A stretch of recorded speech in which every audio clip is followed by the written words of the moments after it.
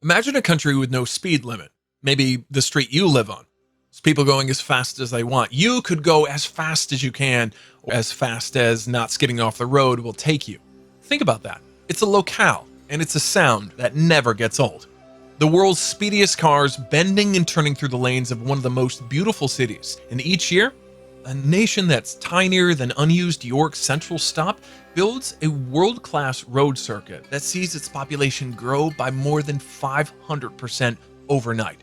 It's a mind-blowing accomplishment.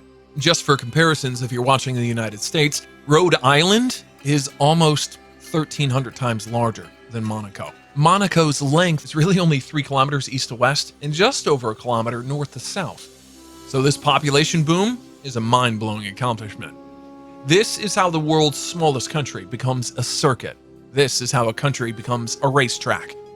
The Monaco Grand Prix is an event that turns a country on its head, from the reopening of the roadways to the construction of stands, barriers, and entire media centers, not just to mention a few. 200,000 people arriving in a city that's normally home to 38,000. Initially staged in 1929 and has since become a staple of the World Championships, appearing in each season's calendar since 1955. The general layout of Monaco's circuit has altered extremely little throughout time. It's a small country, and it's definitely a big thing to do.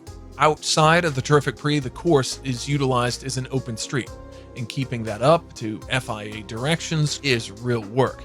The year leading up to the racing, approximately a third of the 3.5-kilometer circuit is planned and resurfaced, eliminating any deformations that could affect drivers.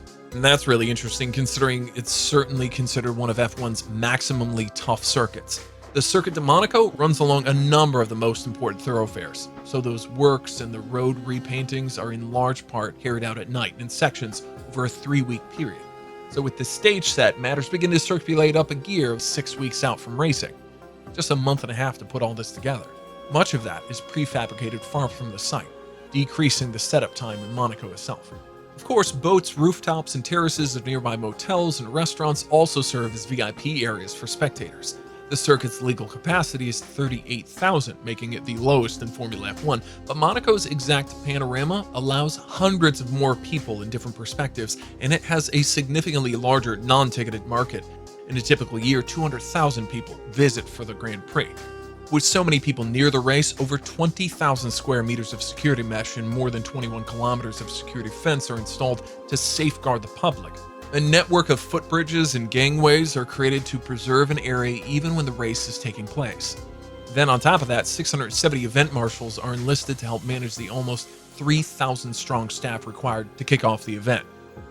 On a race day, it's only completely closed to walkers and visitors from 5:30 in the morning to 7:30. What's even more impressive is that after the racing, the entirety is cleared away again and it's all returned to its extra perfect self. With its global reach, a spot on the Formula One calendar is highly sought after as a prize.